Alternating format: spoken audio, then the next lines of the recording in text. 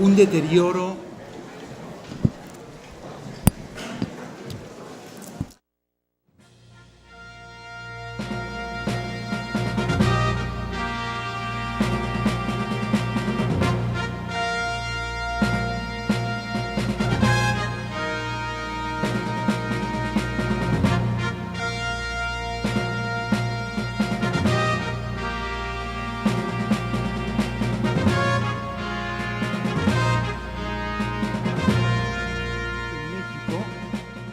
y es atípico en cualquier lugar del mundo, en cualquier época, un deterioro de la seguridad pública como el que hemos observado en los últimos 6 años en nuestro país. Vamos a tomar un solo delito para tratar de ejemplificar esta afirmación. ¿Qué delito? Vamos a tomar únicamente el homicidio doloso, no solamente porque es el delito más grave, es decir, nosotros podemos pensar en delitos terribles como el secuestro, la violación, el terrorismo, la trata de personas, pero el homicidio será siempre más grave porque destruye el bien de mayor valor, que es la vida, sin el cual no hay otros bienes. Una persona puede ser víctima de un delito tan terrible como el secuestro, por ejemplo, y si tiene la suerte de conservar la vida, bueno, seguirá viviendo, conservará este bien de valor supremo. Pero quien es víctima de un homicidio pierde todo, pierde la vida y por lo tanto pierde todos los bienes jurídicos. Pero además, en el homicidio existe poca cifra oculta. La cifra oculta es la cantidad de delitos que no quedan registrados en la estadística oficial, principalmente porque no se denuncian. Y en México, en promedio, se denuncia solamente 1 de cada 5 delitos. Pero en el homicidio hay poca cifra negra porque, por lo general, si una persona llega gravemente herida a un hospital, en los hospitales hay adscritos agentes del Ministerio Público, y si esa persona muere por consecuencia de alguna lesión que le fue inferida por un tercero, el Ministerio Público levanta el acta. Si un policía está haciendo su guardia, va caminando por la calle y encuentra un cadáver con un puñal en la espalda o con un orificio de bala, ese policía escribe su parte y se da aviso al Ministerio Público y eso queda registrado como un homicidio. Entonces, es un homicidio que tiene mucho menos cifra oculta que todos los demás delitos. Hay 2 delitos solamente que tienen una cifra oculta menor, que son el homicidio y el robo de vehículos. En el robo de vehículos vamos a denunciar no solamente por el seguro, sino para asegurarnos en algún, por lo menos en cierta medida, que si el vehículo se utiliza para cometer un delito no nos involucren a nosotros, al propietario. Entonces vamos a tomar el homicidio como un parámetro de qué ha sucedido con la seguridad pública en nuestro país. El homicidio, dicen autores muy importantes, refleja de una manera muy significativa, muy importante, el avance del proceso civilizatorio. Allí donde se van cometiendo menos homicidios, allí donde la tasa de homicidios va descendiendo, es que está avanzando el proceso civilizatorio. ¿Qué pasaba en nuestro país? En nuestro país, en el año de 1992, es decir, apenas hace 20 años, 21 años, había una tasa de 19 homicidios por cada 100.000 habitantes. Hay una convención criminológica mundial de medir los delitos por cada 100.000 habitantes, porque de otra manera, obviamente las ciudades con mayor población tendrían siempre más delitos que las de menor población y parecería que tienen mayor delincuencia, pero no, tienen mayor población. Entonces se miden por tasas de 100.000 habitantes. Entonces, nuestro país tenía en 1992 una tasa de 19 homicidios por cada 100.000 habitantes, una tasa altísima, altísima, altísima. Estos homicidios se concentraban sobre todo en 3 entidades, en Oaxaca, en Guerrero y en Chiapas. Y eran homicidios que de alguna manera estaban ligados y podían explicarse por factores culturales y por factores socioeconómicos. Eran homicidios ligados a la disputa por tierras, eran homicidios ligados a líos de faldas. En los años 70, que yo era estudiante de la Facultad de Derecho, un amigo me invitó a Atoyac Guerrero, un amigo que era de allá, y me dijo, no te quedes viendo a una mujer en la calle, ni en ninguna otra parte, claro. Si es muy atractiva, vela de soslayo, porque si la ves abiertamente eso te puede costar la vida a machetazos. Y dije, bueno, a machetazos sería una forma poco elegante de morir. Saldría en todos los periódicos, eso. Entonces, por motivos religiosos, por motivos de venganzas intrafamiliares, por motivos de machismo.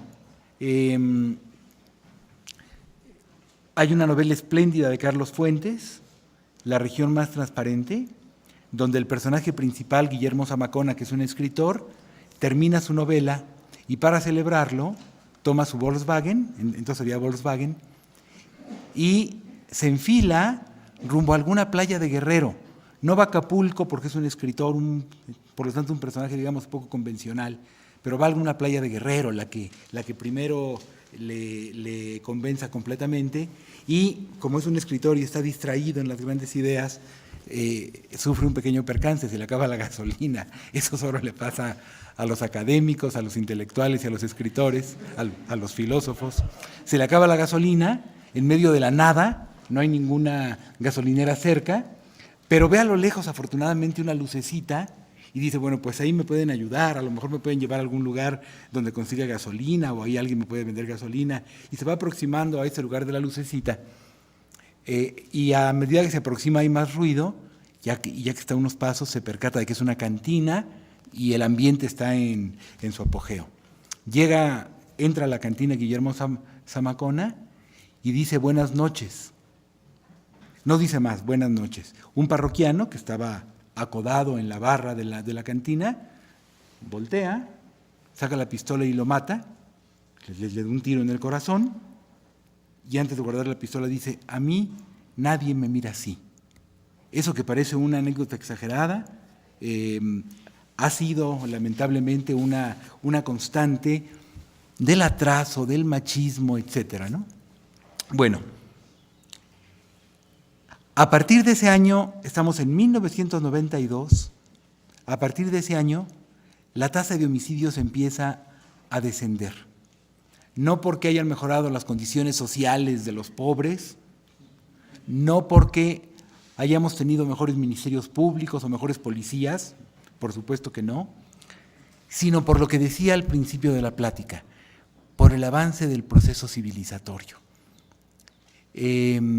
Los hijos de aquellos valentones que eran capaces de matar a otro porque habían sacado a bailar a la muchacha que les gustaba antes que ellos, empiezan a estudiar y empiezan a decirles a sus papás que hay formas de comportamiento más civilizadas y más racionales. El video, las videocaseteras entonces, tienen un papel importantísimo porque al ver cine, o sea, la gente en general no lee, pero sí ve cine. Y al ver cine, entonces esas esas conductas de machismo se ridiculizan en las películas. ¿Cómo voy a matar a alguien porque me vio feo? ¿Cómo voy a matar a alguien porque es protestante? ¿Cómo voy a matar a alguien porque tenemos una disputa de tierras? Entonces se empieza a matar menos. Y de 1992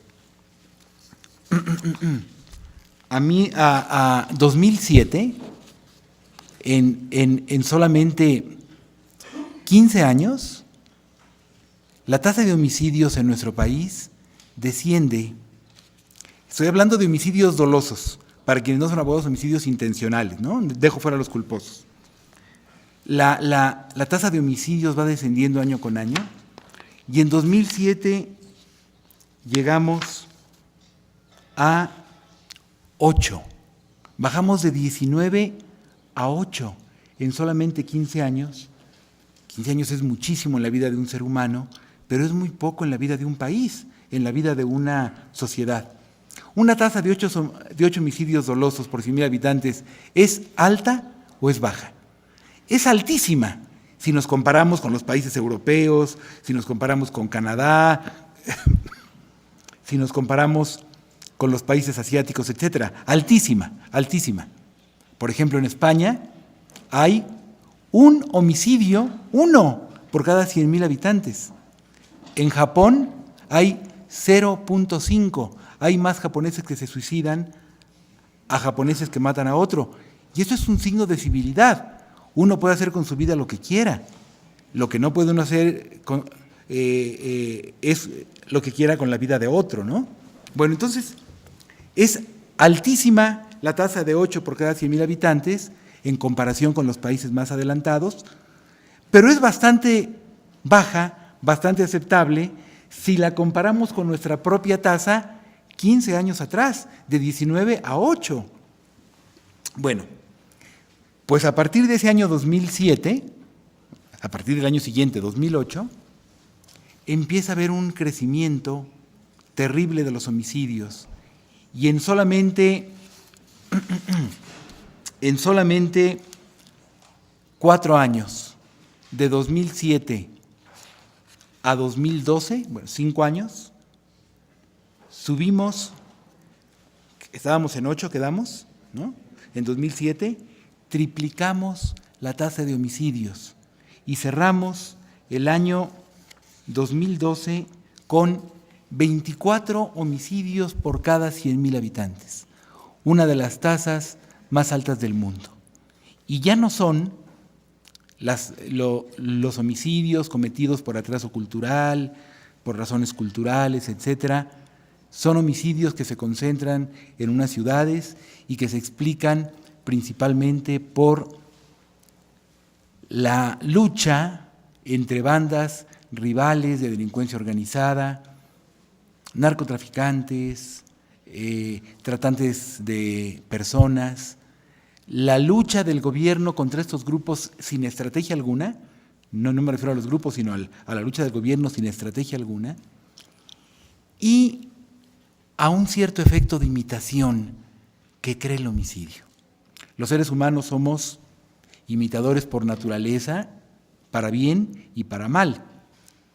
Entonces, muchos homicidios que no tienen que ver con el crimen organizado se han hecho pasar como tales para que queden en la impunidad, porque la actitud de las autoridades encargadas de perseguir los delitos ante la gran cantidad de homicidios que se estaban registrando era, bueno, son bandas de sicarios que se matan entre sí. Entonces, en muchos casos un crimen que no tenía que ver con el crimen organizado se hizo pasar como si tuviera que ver. Y voy a poner un solo ejemplo. En Ciudad Juárez, una mujer ligada a la defensa de los derechos de las mujeres había tomado unas copas, se le acabó el licor en su casa o quería compañía y salió a buscarla. En la calle encontró unos muchachos que también estaban bebiendo y siguió la parranda con ellos. Terminaron en casa de uno de ellos, bebieron y no solo bebieron, consumieron algunas drogas, tuvieron relaciones sexuales los tres con ella, pero después de las relaciones sexuales consentidas pasaron a la violación y a otras conductas ligadas al estado en que se encontraban y la mataron. Cuando la matan, uno de ellos dice que, o sea, con todo y que estaban muy alterados por la droga que habían consumido, uno de ellos dice, ¿qué vamos a hacer? Se nos pasó la mano, la matamos. Y otro le dice, bueno, va a ser un homicidio del crimen organizado. ¿Cómo? Mutilan el cadáver y lo arrojan en alguno de los múltiples lugares más o menos desiertos del desierto de Ciudad Juárez. Y eso hubiera pasado como un delito más del crimen organizado. Pero uno de los tres muchachos, que es el más intoxicado y el que menos reacciona, digamos, despertando, poniéndose alerta ante lo que acaba de pasar, va con la camisa manchada de sangre por las calles, diciendo cosas delirantes, y la policía lo detiene porque es un caso raro, ¿no? Un muchacho que va en la madrugada, lo detienen y él confiesa todo. Entonces, tratamos de hacerlo. Entonces, muchos homicidios que quisieron hacerse pasar como atribuibles al crimen organizado no fueron tales. Y hace unos días, una organización humanitaria de mucho prestigio, Human Rights Watch, presentó un informe en el que dice, hubo miles de desapariciones en el sexenio pasado, miles, más desapariciones que las que ha habido en momentos de combate a la guerrilla en otros países o en nuestro país, en momentos en que ha habido dictaduras militares. Se calcula en más de 25,000 el número de desaparecidos o extraviados, que algunos son, como decía el doctor Fix Fierro, un hombre que ve la excelente oportunidad de escapar de su cónyuge, o una mujer que ve la excelente oportunidad de escapar de su cónyuge, va a comprar el periódico, va a comprar cigarrillos y ya no regresa. Pero parece de sentido común pensar que eso no ocurrió así en 27,000 o en 25,000 casos. Entonces, como es imposible investigar 25,000 casos, se dice fácil, 25,000 casos donde hay pocas pruebas, donde el paso del tiempo ha borrado las pistas. Entonces, Human Rights Watch toma solamente 249 casos. De esos miles que hay, toma 249 de diferentes partes del país. Y obtiene datos de que de los 249 casos, en 149 participaron en algún momento del proceso de desaparición de la persona miembros de las fuerzas de seguridad. En unos cuantos casos, pocos, la Marina y el Ejército, y en otros más, la Policía Federal, y en otros muchos más, policías locales, policías estatales, policías municipales. No solamente el homicidio doloso, sino otros delitos sumamente graves que realmente ponen en jaque la convivencia civilizada, como el secuestro, la extorsión, el robo de vehículos, el robo a casa habitación, se disparan. Entonces nos encontramos con que ciudades que eran muy seguras, por ejemplo Torreón, donde vive una prima muy querida mía, y me cuenta lo que sucede. Torreón era una ciudad segurísima, y en Torreón ya no se puede hoy salir de noche. Monterrey rompía, echaba abajo la creencia de que toda ciudad industrializada, grande, con grandes contrastes sociales era insegura. Monterrey era segurísima. Yo durante un tiempo acudí con frecuencia a Monterrey, y después de cenar cabrito en el Rey del Cabrito, que es donde hay que cenar en esa ciudad, caminaba desde allá hasta mi hotel, que eran varias cuadras, o me iba al Barrio Viejo, a Santa Lucía, solo, a caminar solo, porque no encuentra uno un compañero o un amigo que quiera caminar con uno, eso dicen que es una locura. Y a mí me encanta eso. Caminaba sin ningún problema, ya había gente en la calle. Hoy eso ha cambiado radicalmente. En Aguascalientes, en varias ciudades del país. Y al crecimiento vertiginoso de esos delitos terribles, ha también correspondido un aumento muy grande de la impunidad. Porque si el Ministerio Público era ineficaz en la persecución de los delitos, cuando los delitos aumentan y el Ministerio Público no ha mejorado, pues obviamente la impunidad entonces aumenta de una manera considerable. El tema de la inseguridad ha estado presente siempre en el discurso de los candidatos y en el discurso de las autoridades. Yo recuerdo que cuando fue candidato a la presidencia Miguel de la Madrid, ya en el discurso de la Madrid estaba el tema de la inseguridad, y había un problema de deterioro importante en la seguridad pública. Pero una cosa es el discurso y otra cosa son las acciones para poner remedio. Y no se ha tomado en serio, ni por parte de los gobiernos federales, ni por parte de los gobiernos locales, el tema de una política integral, una política pública integral para combatir la inseguridad. Esa política integral tiene que partir, obviamente, de la prevención de la delincuencia. Y la prevención de la delincuencia requiere medidas muy importantes de educación, de abatimiento de la pobreza y la marginalidad, creación de empleos, rescate de sitios degradados, crecimiento ordenado de las ciudades, etcétera. Pero tenemos que ser muy claros. Si en este momento hubiera toquemos madera, si en este momento hubiera un incendio aquí, en este edificio, en este salón, y yo notara rostros de pánico entre el público y yo mismo lo sintiera, yo no les puedo decir, bueno, no se preocupen, lo que hay que hacer es tomar medidas preventivas para que esto no ocurra.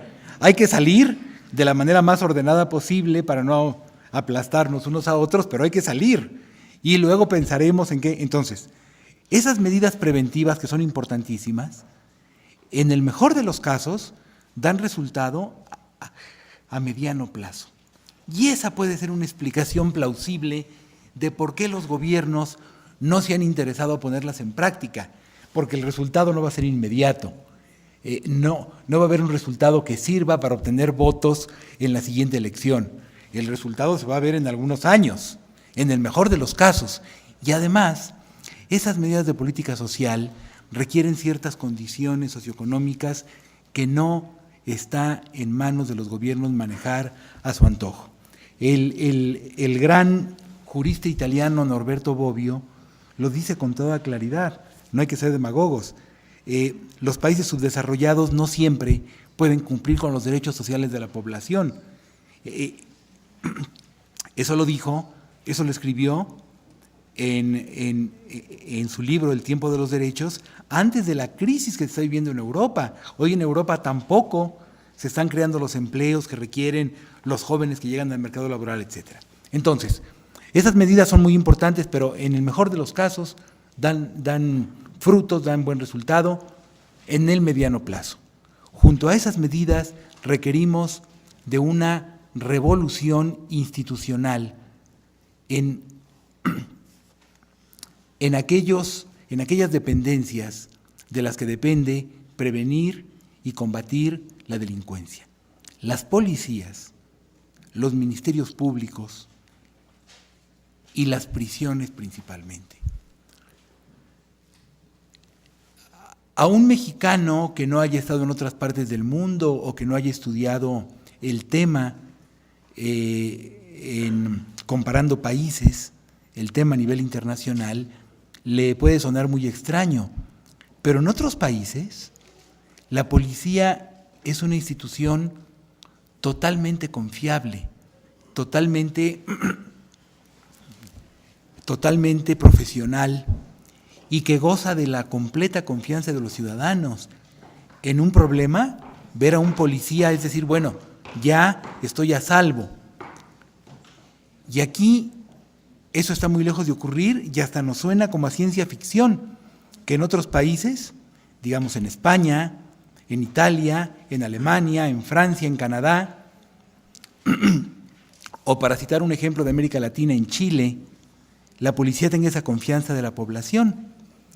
Hace algunos años se iba a poner un cuartel de la policía que entonces se llamaba judicial y hoy se llama ministerial en alguna colonia del Distrito Federal y los habitantes de la colonia se levantaron, no en armas, pero sí en cartelones, protestando porque se iba a poner una policía, lo cual iba a incrementar la inseguridad de una manera terrible. La colonia donde está la policía judicial, la sede de la policía judicial, la sede principal de la policía judicial en el DF, la colonia de actores, es una colonia terriblemente insegura. Y a los bares de mala muerte, a los que yo he acudido solamente por interés sociológico, llegan individuos que inequívocamente son policías judiciales. Se les conoce por la cadena, se les conoce por la esclava, no una esclava de carne y hueso, afortunadamente, no llegan a tanto. Se les conoce por los anillos, se les conoce por la prepotencia, se les conoce por el gesto y tienen relaciones con personas que, digamos, uno no sabe si son delincuentes, pero digamos que no son precisamente Santa Teresa de Calcuta. Entonces, tenemos que transformar radicalmente a nuestras policías en todo el país, pero radicalmente. ¿Se puede? Sí se puede. Y como en todas las demás materias de la vida, eso requiere de una profesionalización profunda. Lo venía diciendo desde los años 60 un gran criminólogo mexicano, con quien yo tuve, y también mi querida Susi Montezor, que está aquí presente, tuvimos la fortuna de ser sus alumnos, el doctor Quirós Cuarón. Es que la policía mexicana está en una etapa primitiva y debe ir transitándose a llegar a una etapa científica. Y en eso no hemos avanzado nada. Entonces, lo que se requiere es formar una verdadera carrera policíaca. Alguien puede decir, bueno, los policías estudian unos cursos, sí, pero no me refiero a cursos de semanas o de meses. Una carrera policíaca que dure varios años y donde aprendan todo lo que hay que aprender, porque puede haber alguien que tenga, digamos, una buena intuición y una adecuada vocación para ser policía, pero eso no lo hace policía. Cuando a mis hermanos y a mí nos dolía el estómago, mi tía Emma nos decía, hay que tomar tal té, y ese té nos curaba. Pero mi tía Emma no era médica por la sencilla razón de que no estudió medicina. Seguramente hubiera sido una excelente médica, pero no era médica. Mi tía Emma no terminó la secundaria. Entonces, bueno, alguien puede tener mucha intuición, mucha vocación para ser policía, pero tiene que estudiar para hacerlo. Y no es una carrera de unas semanas o de unos meses. Debe ser una carrera como la que hay en España o en Chile o en Italia de varios años. Es decir, una carrera similar a la que hay que estudiar para ser abogado, para ser psicólogo, para ser ingeniero, etc. Y desde luego no es posible que se exija a un policía que estudie 6 años, 5 años, 4 años para hacerlo y que se le siga pagando lo que hoy se le paga. Cuando llega algún especialista a un coloquio como este, pero no sobre derechos humanos, sobre policía, sobre seguridad pública, y se entera lo que gana un policía mexicano, no lo puede creer. Porque además, ser policía es desempeñar una tarea de la más alta importancia, preservar la seguridad pública, que es uno de los derechos humanos más importantes, hacer respetar la ley. Es una tarea de preservar la convivencia civilizada y es una tarea donde uno está constantemente en riesgo. A mí me gusta mucho mi carrera académica y estoy disfrutando mucho de esta conversación, por ejemplo, pero seguramente no estoy en riesgo en este momento, o sea, salvo que alguien del público se exaltara mucho por lo que digo y me atacara, que es algo improbable y que seguramente sería defendido por otros asistentes, pues no, pero el policía está en riesgo todo el tiempo. Entonces, esto requiere ser reconocido no solamente con discursos, no, requiere ser reconocido con buenos salarios que le permitan vivir bien a él, a su cónyuge, a sus hijos, requiere de buenas prestaciones laborales y requiere de reconocimiento social. No es lo único que se requiere para transformar a la policía. Requerimos una buena coordinación, requerimos que tengan todos los recursos materiales, tecnológicos para hacer bien su labor, requerimos de una política inteligente de coordinación de todas las policías del país, requerimos de tareas de inteligencia de lo más sofisticadas y de lo más intensas, requerimos de muchas cosas para tener una buena policía que hoy no tenemos. ¿Y qué decir del Ministerio Público? Al Ministerio Público lo conozco muy bien, no por haber trabajado en la institución, sino porque tuve el privilegio durante 8 años de ser presidente, fui el presidente fundador, de la Comisión de Derechos Humanos del Distrito Federal. Y durante los 8 años de mi gestión, la queja número 1, había un rumor absurdo de que las comisiones defendían delincuentes. Y yo decía, dígame un solo caso, uno, en que la comisión haya defendido a un delincuente, y yo renuncio en ese momento. Me daría mucha vergüenza que la comisión defendiera delincuentes. No, eso es falso completamente. La queja número 1, año con año, fue una queja de denunciantes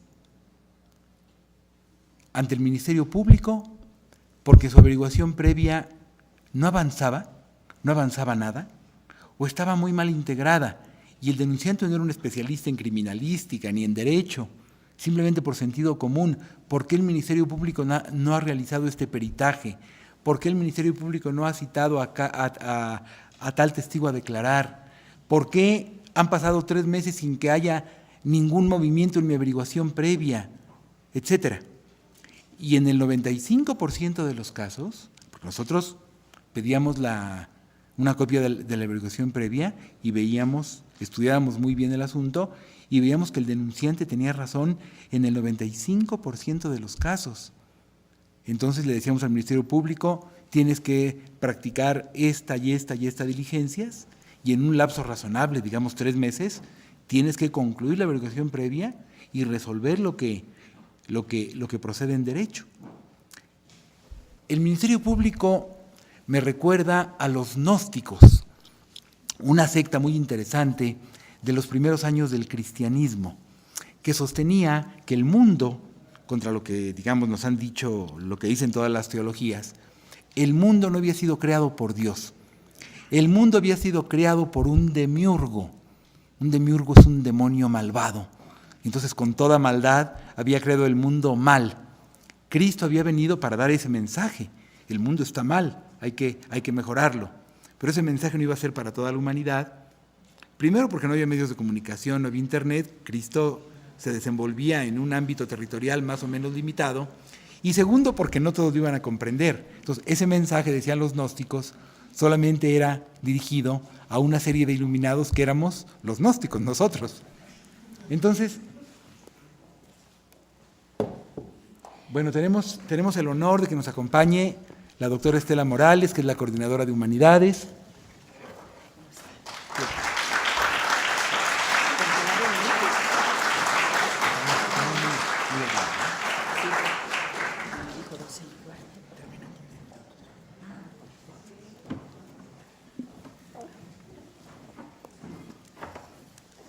Ese mensaje era solamente para los iluminados, que eran ellos, los autores de la teoría de los gnósticos, y decían, Cristo vino al mundo para dar ese mensaje. El mundo fue creado por un demiurgo, y entonces la misión de los iluminados es mejorar ese mundo.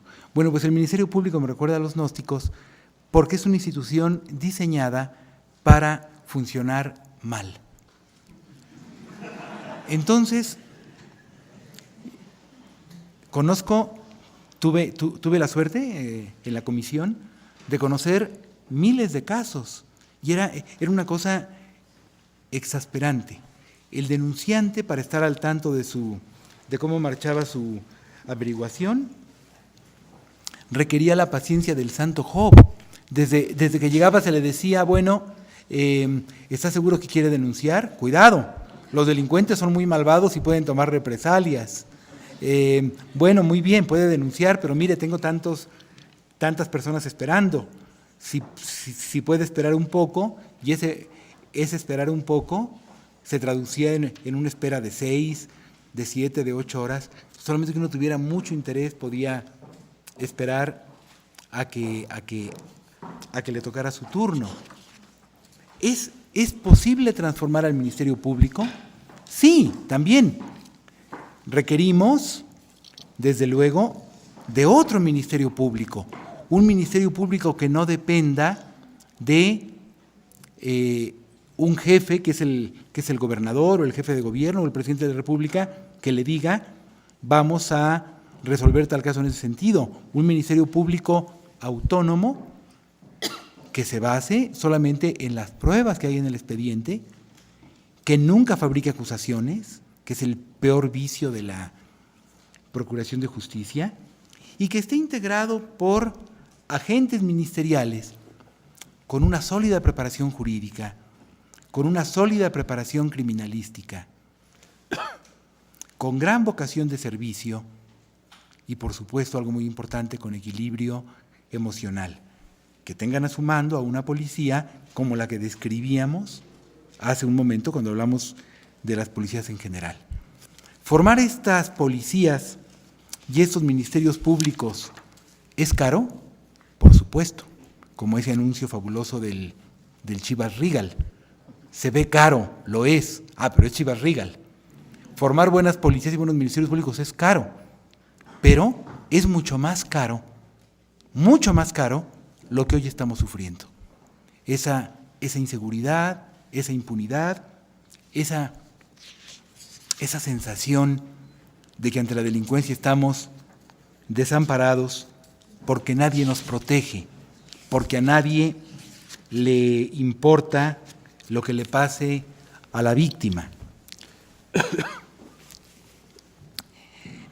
Una de las razones más importantes por las que el Ministerio Público no funciona bien es que los agentes del Ministerio Público no son supervisados por nadie, son supervisados en la ley, son supervisados en el reglamento, es decir, en el papel. Pero si yo soy dueño de una empresa, si yo soy director de una institución, debo saber lo que cada quien está haciendo, y no es el caso de los agentes del Ministerio Público. Entonces, solamente así se puede explicar, solamente así, que una averiguación previa que razonablemente podía integrarse en 100 días, se integre en 1000 días, en 3 años, cuando razonablemente uno dice, bueno, solamente así puede explicarse que entre una diligencia y otra puedan pasar meses sin que ocurra nada, a pesar de que el denunciante esté ahí todos los días y le diga, en fin. Entonces, sin medidas de prevención que ataquen los factores que dan lugar a la delincuencia y sin instituciones de policía y de Ministerio Público sólidas y altamente profesionales, no tendremos siquiera las armas para enfrentar este grave problema de delincuencia. No tenemos policías ni ministerios públicos preparados no solamente para enfrentar a la delincuencia organizada, sino tampoco a la delincuencia desorganizada. La delincuencia organizada existe en todas partes. No hay país de la tierra que esté libre de delincuencia organizada. Pero en los países con instituciones sólidas, en los países más avanzados, la delincuencia organizada no genera los daños que nos está ocasionando a nosotros. Entonces, lo que explica los daños que nos está causando la delincuencia organizada es la debilidad de nuestras instituciones de seguridad pública y de procuración de justicia. Si esas instituciones están corrompidas, si estas instituciones están coludidas con la delincuencia, si estas instituciones actúan con total negligencia, bueno, pues eso facilitará que la delincuencia organizada controle territorios, intimide o corrompa a los servidores públicos o infiltre a los cuerpos policíacos y a los cuerpos de persecución del delito. Entonces, la delincuencia organizada se combate con instituciones rigurosamente capacitadas, con tareas de inteligencia llevadas a cabo sistemática y coordinadamente, con tecnología de punta para estas labores de inteligencia y conquistando la confianza de la población, porque muchos de los actos de la delincuencia organizada se pueden conocer por la denuncia de la gente que se da cuenta de lo que está ocurriendo. Nunca terminaremos con la delincuencia organizada como nunca terminaremos con la delincuencia común.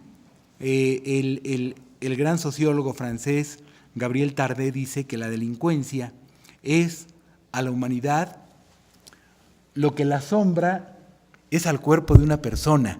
Nuestra sombra, que se proyecta con luz, con la luz del sol, con luz artificial, nos puede caer muy mal. A mí no me gusta mi sombra, pero no podemos desprendernos de ella jamás. Tampoco podemos desprendernos nunca de la delincuencia. No ha habido sociedad, no hay sociedad libre de la delincuencia, pero sí podemos mantenerla en límites controlables, en límites, digamos, que hagan que la seguridad pública sea una seguridad pública aceptable. Y eso existe en la mayoría de los países de Europa y de Asia, eso existe en Estados Unidos, con todo y la venta de armas. En Estados Unidos hay 5 homicidios por cada 100,000 habitantes, no los 24 que hay entre nosotros. Eso existe en Canadá y eso existe en algunos países, pocos, de América Latina. Chile es un país muy seguro. En Chile hay 2 homicidios por cada 100,000 habitantes, es decir, más de una proporción con una diferencia oceánica entre lo que ocurre entre nosotros, 24, y lo que ocurre con ellos, 2. Entonces, es posible mantener a la delincuencia organizada en ciertos niveles controlables. Desde luego, lo que hay que combatir son aquellos delitos que nos dañan seriamente.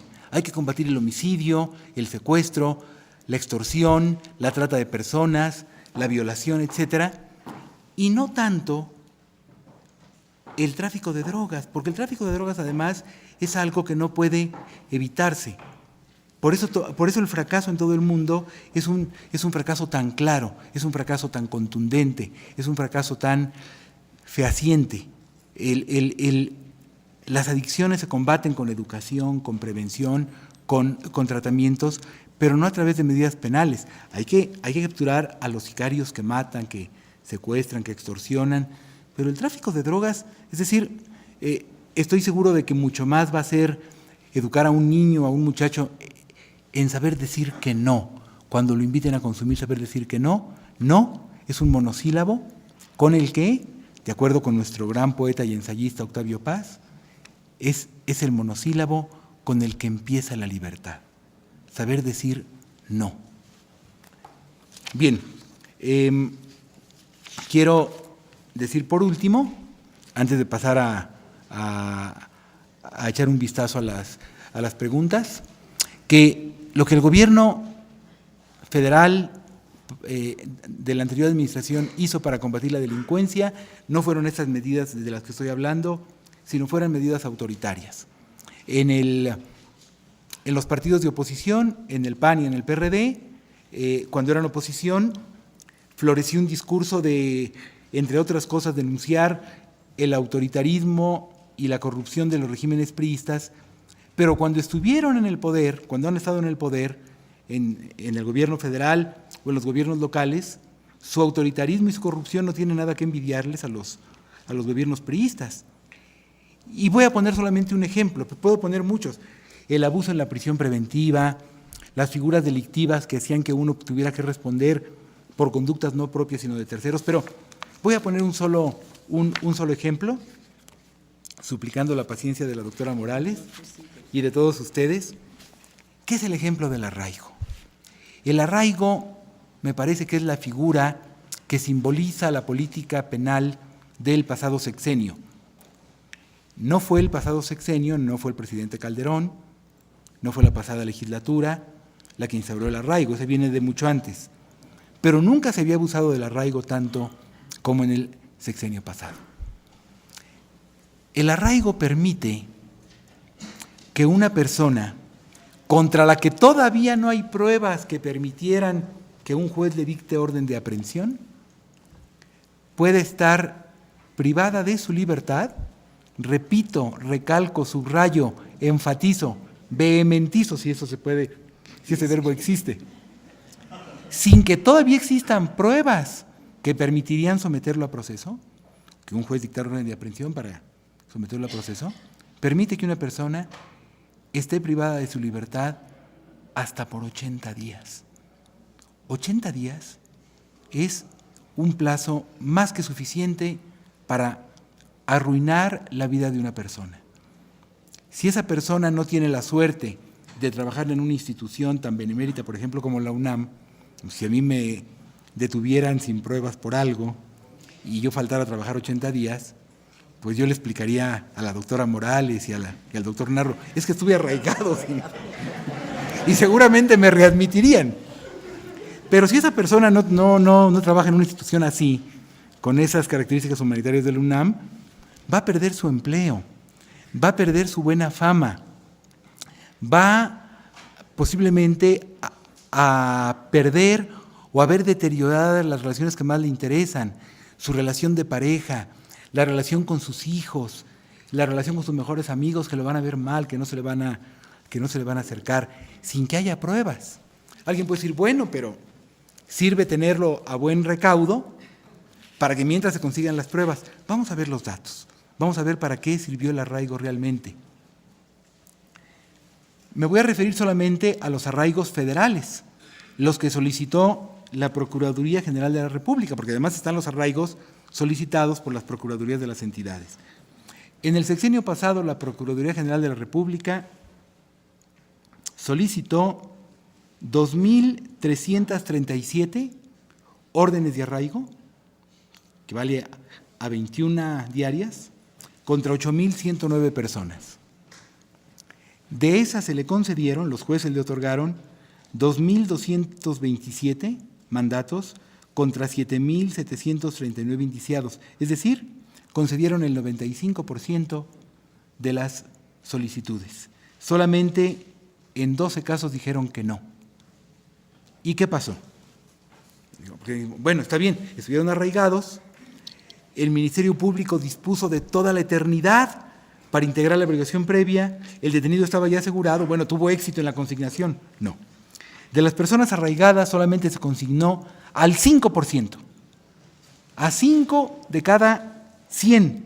Contra el 95% restante nunca se consiguieron pruebas que permitieran someterlo a proceso, pero se les echó a perder la vida. Entonces, este abuso de la Procuraduría contó con la complicidad de jueces federales y de jueces locales. Y quien está poniendo hoy en cuestión el arraigo no es un juez federal o local. Entre paréntesis, antes de que el arraigo estuviera en la Constitución, la Suprema Corte ya lo había declarado anticonstitucional. Entonces, lo que hizo nuestro poder constituyente, es decir, el Congreso de la Unión y los congresos locales, fue meterlo a la Constitución para que dejara de ser anticonstitucional, una burla a la Suprema Corte de Justicia. Entonces, quien ha puesto en cuestión el arraigo es el Procurador General de la República, porque el 3 de diciembre, cuando el nuevo gobierno iba en su tercer día de gestión, se detuvo a una mujer y fue arraigada. Una mujer que no estaba huyendo, porque además el arraigo, en un principio, y así está en la ley, era para delitos donde el presunto delincuente podía huir, el presunto delincuente podía destruir pruebas, o el presunto delincuente podía hacerle daño a la víctima, al denunciante o a los testigos, que ahí uno diría, bueno, más o menos lo comprendo, pero se otorgó con toda liberalidad. Y entonces, el 3 de diciembre, una mujer que no estaba huyendo, que había trabajado en la Embajada de Estados Unidos, que estaba de vacaciones buceando en las hermosísimas playas de Baja California Sur, cuando salió de bucear con su snorkel, con su tanque de oxígeno, fue detenida y se le arraigó. Y la acusación era una acusación donde cabe todo, delincuencia organizada. Entonces, cuando el procurador vio esto, él mismo le pidió al juez que había otorgado la solicitud de arraigo que levantara ese arraigo. ¿Por qué? Cito textualmente al procurador: porque la indagatoria contra la indiciada estaba sustentada de manera preponderante en el dicho del testigo protegido Jennifer. Que además me parece criminal que a un testigo protegido le llamen Jennifer, porque ha habido varias Jennifer que han sido actrices extraordinarias y bellísimas de Hollywood. Lo cual es insuficiente, considerando que la declaración de un testigo de oídas constituye un dato o indicio genérico que no tiene valor convictivo alguno y no es equiparable a un testimonio presencial de los hechos. Debemos desterrar el arraigo de nuestra legislación, y habrá casos en que el plazo que concede la Constitución para una detención administrativa o perjudicial sea insuficiente. La Constitución concede un plazo de 48 horas o de 96 si se trata de delincuencia organizada, es decir, 4 días. Pero yo entiendo que si está en peligro la vida de alguien y se quiere interrogar a un secuestrador sin torturarlo, por supuesto, para averiguar dónde está esa persona a la que hay que salvarle la vida, el plazo puede ser mayor, pero no de 80 días, sino 10 veces menos, quizá de 8, y en casos así, donde se trate de salvar la vida de alguien. Pero aquí termino, porque debemos pasar a la ceremonia de clausura y voy a responder al azar, si la coordinadora está de acuerdo, 2 o 3 preguntas de un buen número. Ya todos saben dónde encontrarme y será un gusto para quienes tengan alguna inquietud que plantear, conversar, ya sea por correo electrónico o personalmente con ellos. ¿Cuáles son las líneas de investigación que tiene el Programa de Derechos Humanos de la UNAM? Bueno, para no emplear tiempo en esta, le invito a la persona que me hizo la pregunta y a cualquiera que tenga interés a consultar nuestra página web, y anuncio que mañana aparece el primer número de nuestra revista electrónica, que se va a llamar Perseo y que aparecerá mensualmente cada día primero de mes. ¿Qué opina de la propuesta anunciada de la Gendarmería Nacional? Yo creo que en los países que tienen buena seguridad pública hay una Policía Nacional que en México no existe. Tenemos la Policía Federal, pero la Policía Federal no tiene presencia en todo el país. Yo creo que es importante una policía que tenga presencia en todo el país y que tenga la facultad de coordinar a todas las policías locales. Desde luego debe ser una policía rigurosamente preparada y muy confiable.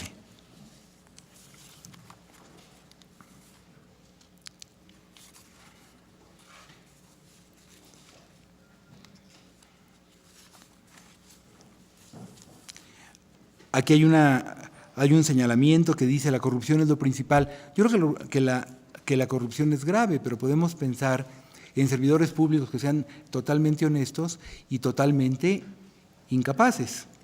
Es decir, si a mí me ponen a desempeñar una función para la que no estoy preparado, yo les aseguro que yo nunca aceptaría un peso de soborno ni nada, pero si no tengo la preparación adecuada, pues no lo voy a hacer bien. Entonces, la impreparación es una forma de corrupción no atribuible a la persona que está ahí, sino atribuible, digamos, es una forma de corrupción estructural. ¿Cuál sería una solución a corto plazo para restablecer la seguridad en el país? Que esta noche, de 28 de febrero de 2013, nos acostáramos siendo México y mañana, 1 de marzo, despertáramos siendo Suiza. No hay soluciones mágicas, como todo en la vida. Como la persona, digamos, que quiere bajar de peso, le sobran 20 kilos, y le dicen, pero debe ser una dieta muy estricta. Entonces, esa noche, en lugar de cenar 3 tortas y 4 tacos, cena solamente una hamburguesa sin pan, y se pesa al día siguiente y dice, todavía no estoy en mi peso. Pues no, requeriría mayor tiempo. Sería demagógico decir que se puede solucionar con una varita mágica el problema que tenemos de seguridad pública, pero lo que sí podemos hacer es ir dando los pasos que son necesarios para irlo revirtiendo. Agradezco mucho su atención, pido una disculpa por haberme excedido en el tiempo y pasamos a la ceremonia de clausura.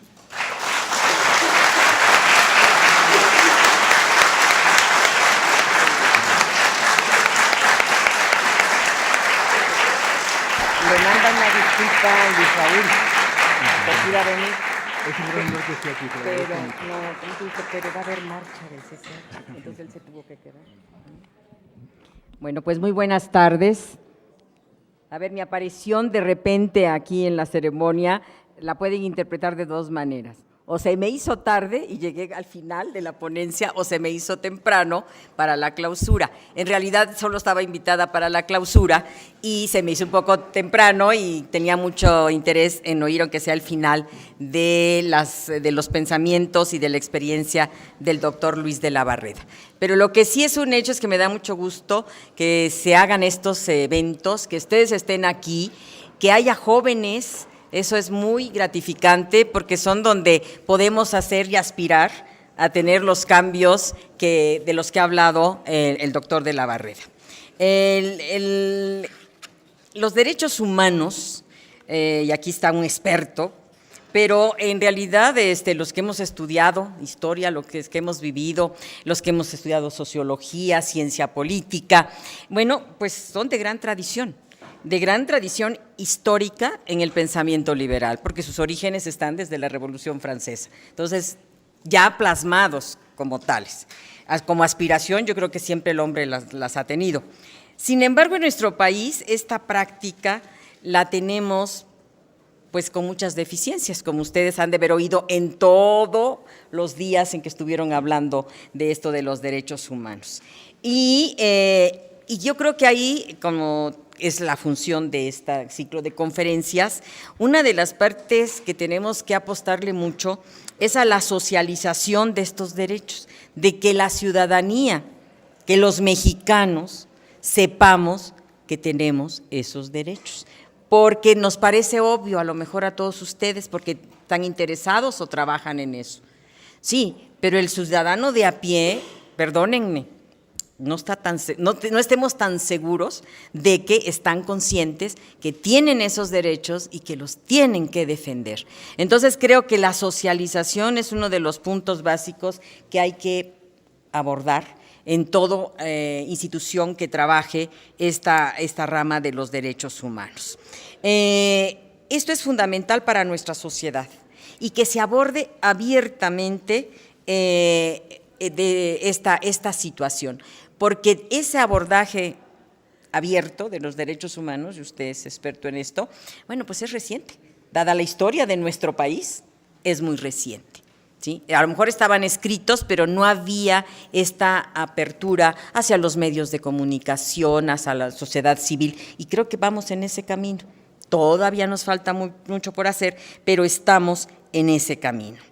La UNAM, a la cual pertenece este programa que nos ha convocado, es muy consciente de esta situación y muy consciente de hacer algo al respecto. Entonces, es la razón también porque de manera muy reciente la UNAM, el señor rector, creó este programa universitario de derechos humanos, y lo cual nos congratula muchísimo a la universidad y a la Coordinación de Humanidades. La Coordinación de Humanidades es uno de los subsistemas de la UNAM que coordina la investigación y sus actividades derivadas en el área de humanidades y ciencias sociales, porque tenemos otra coordinación, que es la Coordinación de Ciencias, que lo hace en sus áreas. Física, química, astrofísica, todo eso es del otro lado. Y de nosotros es la parte de las humanidades y las ciencias humanas. Entonces, para nosotros el tener este programa pues es fundamental. ¿Por qué? Porque es preocupación de toda el área, de todo el subsistema de investigación. Y este ciclo de conferencias es parte muy importante del rico programa que tiene esta dependencia para trabajar los derechos humanos. Una es la difusión, otra es la formación y otra parte es la investigación, pero ellos tienen todo el saber, toda la expertise, toda la experiencia a partir del doctor de la Barreda para hacer este programa tan variado y tan rico. Y también nos congratulamos en la UNAM de que el doctor Luis de la Barreda sea el director del programa, porque no nada más es un estudioso de los derechos humanos, sino también ha tenido yo lo veo como oportunidad, no sé cómo lo vea usted, pero la oportunidad de haber practicado en esa área, al haber sido defensor. Entonces, esto cambia la visión hasta del investigador, porque el investigador lo ve desde una perspectiva que es fundamental, ¿sí? Pero el que está de defensor está dando la cara por el ciudadano. Y entonces creo que esa experiencia y esa visión pues ha enriquecido, estoy segura, al doctor de la Barreda, por lo cual pues nos congratulamos de que esté dirigiendo el programa. La UNAM está muy contenta y muy tranquila de que tenemos un experto de primera línea en este programa. Entonces pues nos da muchísimo gusto y que estar además en una de las muchas actividades que tiene el programa, que ya ha realizado y que va a seguir realizando durante todos los meses que vienen, porque esa es una de sus tareas, el estar presente con ustedes, el estar presente en casos específicos, porque también es una de las vetas que va a trabajar este programa, tener casos para que los jóvenes, para que profesionales de otras áreas se enfrenten a estos casos. Entonces, claro, va a haber publicaciones, ya anunciaron la revista electrónica, pero va a haber también un programa de publicaciones de los dos niveles, de los de investigación y los de promoción, los de extensión y socialización de esta rama de la vida nacional y de la vida de todo individuo. Dicho esto, pues yo simplemente, ahora sí que me sumo al gusto que nos da tener este programa, tener estas actividades. Les agradecemos muchísimo su participación. Cada uno de ustedes lo estamos siempre viendo como un reproductor de las preocupaciones. O sea, ustedes en su medio en que se desenvuelvan cotidianamente, bueno, pues son promotores de este respeto y ejercicio de los derechos humanos. No es suficiente que exista el derecho a ser libre, a la educación, a la cultura, a la información. Lo importante es ejercer el derecho, y eso es donde nos falta mucho trabajo por hacer. Debemos ejercer el derecho, y eso es lo que nosotros tenemos que sembrar en la población, de que tienen los derechos, pero tienen todas las posibilidades para ejercerlo. Y ahí es donde tenemos que trabajar mucho. Entonces, muchas felicidades y los esperamos ver en otras de las actividades que nos promueva el Programa Universitario de Derechos Humanos. Gracias.